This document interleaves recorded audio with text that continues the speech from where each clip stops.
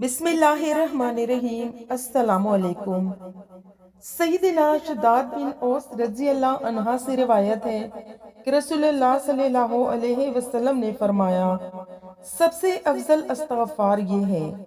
ترجمہ: اے اللہ، تو میرا مالک ہے، تیرے سوا کوئی سچا اور معبود نہیں، تو نے ہی مجھ کو پیدا کیا اور میں تیرا بندہ ہوں۔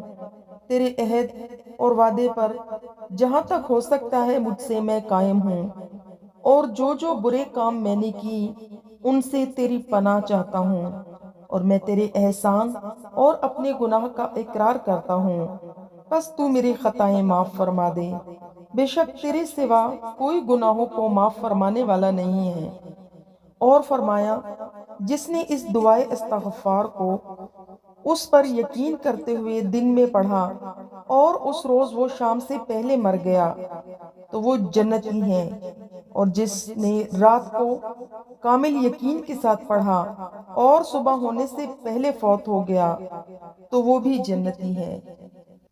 سیدنا سہل بن سعد رضی اللہ عنہ سے روایت ہے کہ نبی صلی اللہ علیہ وسلم نے فرمایا، لوگ ہمیشہ نیکی پر رہیں گے جب تک کہ وہ جلد افطار کرنے میں جلدی کیا کریں گے۔